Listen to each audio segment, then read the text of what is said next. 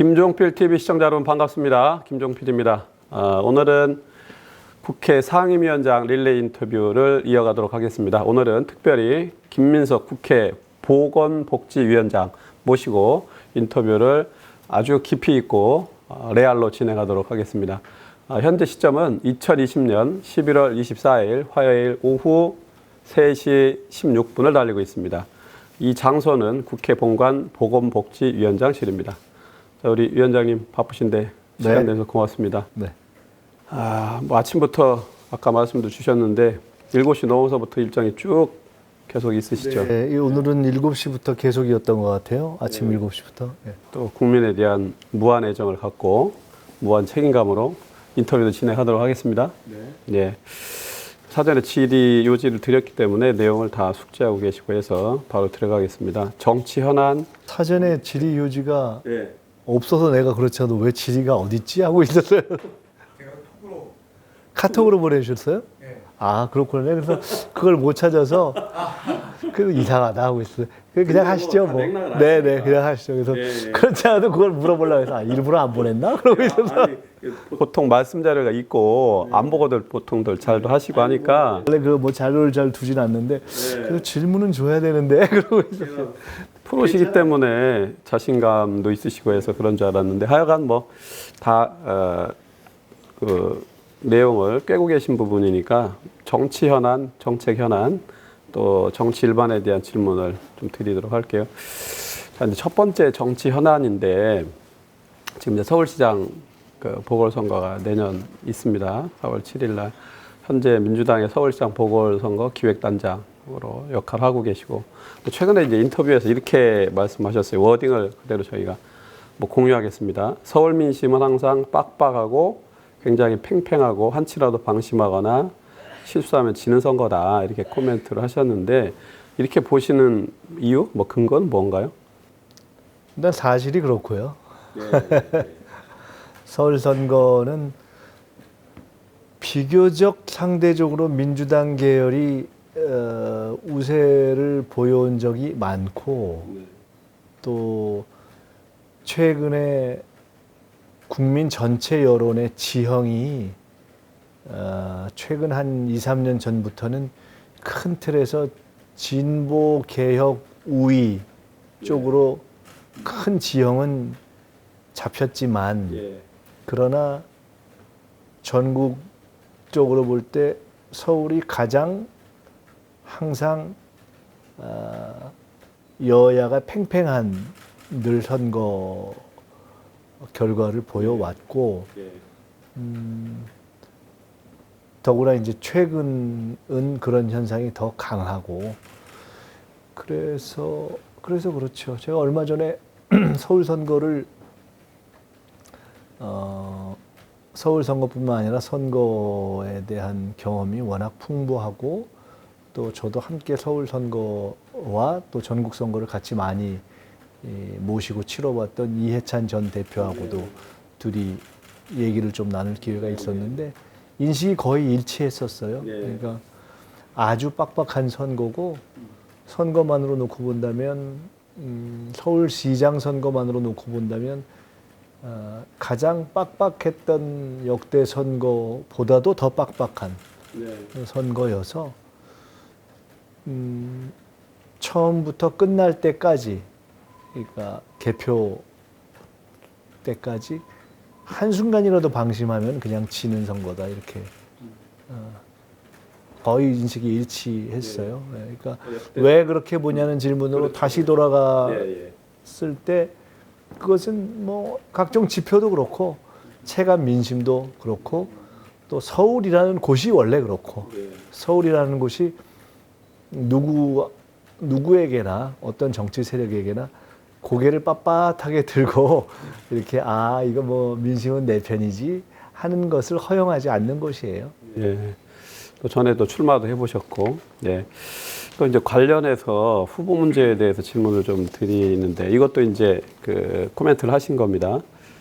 그 어지간한 남성 후보들보다 더 세고 더 유명한 여성한테 또 가산점을 주는 건 그건 좀 이상하지 않으냐. 라는 부정적 맥락의 입장을 밝히셨고, 근데 이제 그 이유는 뭔지, 그래서 일부 보도도 나오고 했습니다만은 박영선 중소벤처기업부 장관을 염두에 두고 하신 발언으로 해석을 해도 되는 건지, 뜻은 어떤 건지 한번.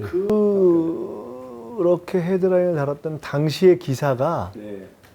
제 당시의 발언을 조금 잘못 해석한 기사였어요. 네. 왜냐하면 당시 질문이 여성 가산점에 대해서 이제 어떻게 보느냐에 대한 질문이었는데 제가 현재의 당헌 당규를 첫째는 해설한 거예요.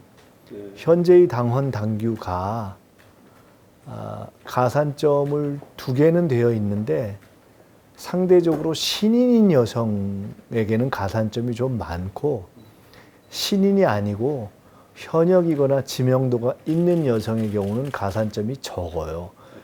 현재의 당헌 당규가 그렇게 설계되어 있어요. 그래서 첫째는 그거를 설명하면서 모르는 분들은 가산점이라 하면 여성에게 무조건 굉장히 많은, 그러니까 승패를 완전히 뭐 뒤엎을 정도의 가산점을 주는 것으로 오해하는 경우가 있기 때문에 제가 그 오해를 불식시키기 위해서 현재의 가산점 제도가 상대적으로 신인 여성을 신인이 아닌 여성보다 더 우대하는 가산점 제도이고, 그러다 보니 신인이 아니고 지명도가 있는 여성에게 가산점을 많이 주는 것은 좀 어색하지 않느냐라는 설명을 한 거예요. 그러니까 맥락의 핵심은 네, 그거예요. 그러니까 네, 그런 데다가 그때 기존의 현재의 당헌 당규에서 뭐 크게 변하지 않을 것으로 본다. 또 현재까지는 그 현재 당헌 당규의 가산점 제도를 없애자거나 또는 더 늘리자거나 하는 양쪽 어느 쪽도 논의가 별로 없다라고 이야기한 거예요. 그러니까 현재가 이렇다는 설명을 한 건데 그거를 이제 들으신 분들 가운데 당헌 당규를 충분히 모르기 때문에 이게 무슨 가산점 제도가 있는 걸 없애자는 얘기인가 이렇게 해석하셨는데 그런 것과 전혀 상관없는 거죠. 그게 조금 확대 해석이 돼서 박영선 현 장관을 염두에 둔 걸로 해석됐다라고 이렇게. 그래서 제가 그걸 보고 이거는 이건 뭐 그거를 이건 이렇게 들었구나 했는데 전혀 뭐 그런 건 상관이 없는 그냥 현행 당헌 당규가 그렇다는 설명이었어요. 드라이하게 이제 그 직역을 한 뜻으로 이해하는 게 그 코멘트 진위다라고. 제가 그렇다고 해서 현행 당헌 당규보다 가산점을 더 주자는 주장도 안 하고 없애자는 주장도 저는 안 했고 또 그런 현행 당헌 당규에 대한 해설과는 별도로 그러면 나는 어떻게 생각하느냐, 현행 그대로냐 아니면 늘려야 되냐 줄여야 되냐에 대해서 기본적으로 저는 이 경선의 룰은 중앙당 기획단의 몫이고 저 또한 중앙당 기획단의 멤버이긴 한데 경선 룰에 대해서는 일체 얘기를 할 생각이 없어요. 그거는 제가 의견을 표현할 생각이 없고 다만 서울시장 기획단에서도 서울에서도 경선 방법 어떻게 하면 더 좀 다채롭고 흥미롭고 시민 참여가 되겠느냐 하는 것 쪽은 의견을 모을 생각이 있는데 뭐 구체적인 비율 이런 거에 대해서는 굳이 뭐 얘기할 필요가 없다. 하나만 더 말씀드리면 그 이유는 이미 현행 제도 그리고 현행 제도가 50대 50인데 뭐 그게 50대 50이 되든 시민을 더 늘려서 60대 40이 되든 100대 0이 되건 이미 50대 50을 넘어서면 그 순간 시민의 의사가 거의 반영이 돼요. 그것은 큰 의미가 없다고 저는 보는 거죠. 그러니까 시민 참여를 확대하는 방향성으로 가야 된다라고 하는 적극적 해석으로 봐야 되나요? 아니면 그 강조점 뭔가요? 지금 마지막 말씀하신 거. 그거는 그야말로 그 제가 얘기했지. 그에 대해서는 나는 의견을 낼 생각이 없고 그다음에 그것에 대해서 사실은 개인적으로는 50대 50이냐 100대 0이냐가 큰 차이가 없고 별로 무의미하다고 보는 편이에요. 왜냐하면 50대 50을 제가 이미 2002년에 대선 경선 때 제가 설계를 한 사람인데 50대 50이 되는 순간 이미 시민의 의사와 시민의 의사가 당원들에게 반영된 몫으로서 사실상 시민 의견이 거의 반영이 되고 상당히 우월적으로 반영되기 때문에 그때부터는 뭐 그 비율의 차이는 큰 차이가 없다고 저는. 라고 이제 보시는 거죠. 예, 예. 그리고 아까 이제 이게 그 역대도 그렇고 현재 이제 내년에 치를 서울시장 선거도 그렇고 정말 이제 빡빡하고 팽팽하다라고 보는데 어쨌든 이제 변수가 여러 가지 변수가 있습니다. 이제 이게 어떻게 작용이 될지 변수는 주로 어떤 걸 보시는지 예를 들면 어쨌든 이 보궐선거의 규칙 사유는 민주당에 있고 뭐 아직 이제 법률적 최종 판단이 나온 건 아니지만 고 박원순 우리 서울시장의 그 권리로 생긴 선거입니다. 그래서 그 부분에 대한 규칙 사유의 문제. 또 하나는 야권도 그렇고 이제 국민들 속에서 나오는 게 이제 부동산 문제입니다. 그러니까 서울 시민뿐만 아니라 우리 국민들의 주거 문제 이게 중대 변수가 될 수 있다라는 어떤 문제 제기도 있는데 어떻게 보십니까? 뭐 다 중요한 거고요. 모든 게 다 중요하죠. 근데 이제 어느 하나로 이렇게 단일 변수로 수렴하거나 환원될 거냐에 대해서는 그렇지는 않을 거다. 그거는 이제 선거라는 것 자체가 결국 앞으로 누가 잘할 거냐에 대한 것이기 때문에 본질적으로도 그러하고, 그러니까 결국은 어떤 후보가 앞으로 시장을 잘할까에 대한 것이기 때문에 그게 상수가 될 걸로 보시는 건가요? 그건 모든 선거가 결국 상수가 되죠. 예, 그건 상수가 될 수밖에 없고 또 서울시장 선거는 특히나 서울 시민들의 판단의 수준이 항상 그랬어요. 이거 누가 더 결국은 서울시장 잘할까 이걸로 보기 때문에 첫째 그렇고. 두 번째로 서울시정이라는 것이 현재까지 큰 틀에서 보면 짧게는 최근 이제 벌써 몇 년이야? 한 근 10년에 이제 달하는 박원순 시정, 그리고 좀 멀리는 큰 틀에서 민주당 시정에 대한 경험이 있잖아요. 민선 초기에 조순, 고건 등등해서 그에 대해서 비교적 긍정적인 평가를 종합적으로 내리고 있는 편이기 때문에 그런 점에도 그렇고, 그리고 이제 끝으로는 시민들의 구성이 다양해서 뭐 당면하게는 뭐 일상생활에서의 뭐 쓰레기 주차 보육부터 그다음에 우리 지역이 과연 앞으로 어떻게 될 거냐, 우리 권역이죠. 큰 틀에서의 서울이 아니라 예를 들어 뭐 우리 동네 우리 저 상암 마곡은 어떻게 되나, 뭐 우리 이 종로 광화문 근처는 어떻게 되나, 뭐 우리 강북은 어떻게 되나 하는 이런 권역에 대한 기대와 관심이 또한 상당히 높아서 여기에 부동산은 또 분명히 절대 경시할 수 없는 요소잖아요. 그러니까 그런 것들이 다 종합돼서 평가 기준을 이룰 것이다 라고 보는 거죠. 그래서 선거를 준비하는 입장에서는 그 전체를 골고루 이렇게 대비하고 준비하고 해야지 한 이슈만 가지고 거기에 막 올인하듯이 이렇게 대응하거나 준비하거나 하면 막판에는 낭패할 수가 있다고 보는 거죠. 예. 그러니까 그 점은 그렇다고 해서 그것은 뭐 부동산 이슈를 요만큼이라도 경시한다는 건 전혀 아니고 부동산 이슈를 포함해서 적어도 몇 가지의 어떤 구성 요소들이 중요할 거다 이렇게 보죠. 선의의 경쟁인데 상대가 있는 싸움이고 어쨌든 제1야당 축으로 야권은 주로 이제 이 보궐선거의 규칙 사유 문제나 지금 시민들이 체감하는 가장 직접적 이슈인 부동산 문제를 선택적으로 집중해서 이제 제기할 확률이 높습니다.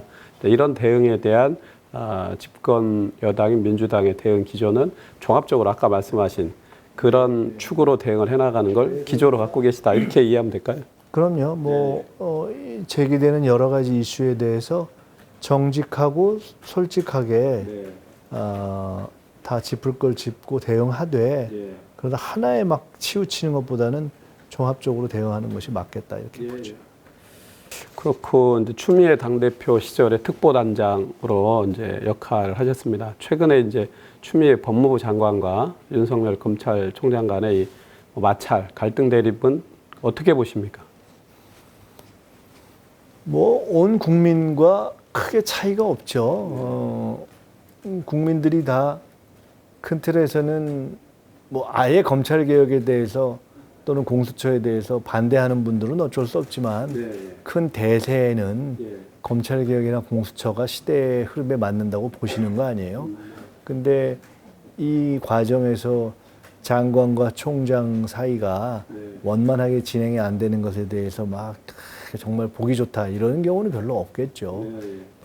그래서 그 점에 있어서는 뭐 일반 국민과 별 다를 바가 없고 다만 그러나 이게 세상이 복잡하고 또 물결이 복잡할수록 큰 갈래와 가닥을 또 놓치지 않아야 되는 것이고 그런 점에서 보면은 이럴 때일수록 이것을 오히려 어떤 개인 간의 스타일 문제나 어떤 개인 간의 갈등이나 충돌로 보는 것은 본질을 놓칠 수 있는 우려가 있다고 보기 때문에 지금은 큰 틀에서는 본질을 놓치지 않는다는 관점에서 본다면은 검찰 개혁, 공수처의 방향에서 사안을 판단하는 게 맞겠죠. 윤석열 그 개인 간의 갈등이 아니라 그러니까 이제 뭐 공수처 또 사법개혁 개인 간의 갈등으로 보는 검찰개혁 관점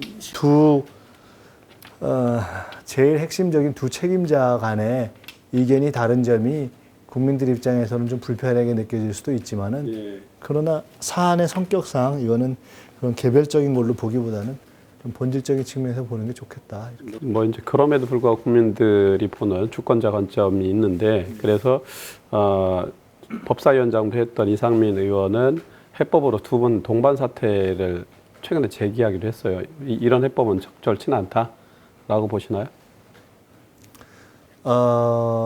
누가 사퇴하냐 또 같이 사퇴하냐 어떠냐 하는 것은 후차적인 문제라고 보고요. 선차적인 문제는 일단 본질적인 문제가 정리가 돼야죠. 자, 그렇고 이제 전에 이제 정치 입문하신 지도 오래 되셨고 민주당 이제 싱크탱크인 민주연구원장을 하셨습니다. 그래서 민주당의 장기 집권, 그러니까 국민들의 주권자의 동의를 받는 게 전제겠죠. 그러니까 장기 집권에 대한 전략 이것도 많이 이제 고민을 하셨을 텐데 그 장기 플랜에 대한 그 비전 속에서 그러면 현재 민주당으로부터 어떤 변화, 그러니까 이런 혁신이 국민들에게 동의를 받을 수 있다라고 할 때 어떤 과제가 중차대하다고 보시는지 뭐. 글쎄요, 저는 이제 이른바 뭐 연속 집권이라고 표현을 하기도 저 스스로 그런 용어를 쓰기도 했었고 연속 집권. 그다음에 과거 이제 박정희 대통령으로부터 전두환, 노태우, 뭐 김영삼 그리고 이제 그 약간 잔영이 남아서 이명박, 박근혜에 이르기까지 그런 보수 우위의 시대에서 큰 틀에서 보면은 진보 개혁 우위의 시대로 확실히 한국 정치의 지반은 바뀌었다고 봐요. 그런 의미에서 한국 정치의 어떤 기본 지형은 이제 변한 거죠. 그래서 이런 개혁 세력의 연속 집권의 가능성이 열렸는데, 근데 그러나 그것이 현실화되기 위해서는 첫째는 집권이라는 건 하는 것도 중요하지만 왜 하는가가 중요하기 때문에 집권을 왜 하지 또 해서 뭐 하지 하는 이른바 능동적인 청사진이 이제는 필요하다. 네. 정치 세력으로서. 네. 과거에는 엔티테제로서 네. 뭐 독재를 하니까 민주화를 해야 한다. 뭐 이런 정도 수준이었다면 이제는 그게 아니라 적극적으로 이러는 것들을 성취하겠다는 것이 상당히 구체적이고 단계적이고 디테일이 뒷받침된 청사진이 필요하죠. 정치 세력에게는. 이제는 그런 것을 요구하는 단계로 갔다고 봅니다. 네. 가령 포용국가라고 하면 그 구체적으로는 그게 뭘 의미하는 거냐, 언제까지 어떻게 하겠다는 거냐, 뭘 어떻게 바꾸겠다는 거냐, 이런 것들이 좀 정돈돼야 되는데 네. 일단 그런 점에서 보면 첫째는 그런 전체적인 청사진을 설계해서 내놓는 데 있어서 좀 취약했다. 네. 그리고 설계해서 제시했다 하는 경우에도 상대적으로 대중적으로 쉽게 이해될 만큼 잘 대중적으로 이렇게 슬로건화되거나 정리되지 못한 측면이 있다. 그건 역으로 생각하면 결국 그만큼 준비가 쉽게 설명하지 못하면 그만큼 잘 이해가 안 된 거라고 볼 수 네, 있어요. 네, 그러니까 네. 그런 점에서 더 노력할 측면이 있고 네. 우리 스스로 지난 이제 문재인 정부 등장 이후의 과정에서 복기를 해봐도 네. 저는 뭐 소득주도 성장, 포용국가, 뭐 부동산 이런 여러 가지 면에서 다 이런 점은 우리가 조금 불충분하게 네. 준비했던 것 같다라는 대목이 있다고 봅니다. 네, 솔직히 네, 네. 그런 점들을 복기를 하고 보완을 하는 게 필요하죠. 지금 이제 국민들은 이미 지혜롭고 동시에 현실적이기 때문에 네. 어느 세력이 가령 특히나 우리 이제 진보 개혁 세력이 무오류라고 보지 않아요. 또 오류가 있다고 해서 꼭 지지를 철회하지도 않아요. 그러니까 큰 틀에서 시대의 흐름이 어느 쪽에 있는가를 보고 그런데 저들이 오류가 또 있다는 점도 또 보고 근데 그걸 어떻게 적절하게 이렇게 상황에 따라서 시정을 해가는가 이런 걸 종합적으로 보기 때문에 저는 그러한 점을 그냥 있는 그대로 정치는 정직한 게 최고입니다. 네.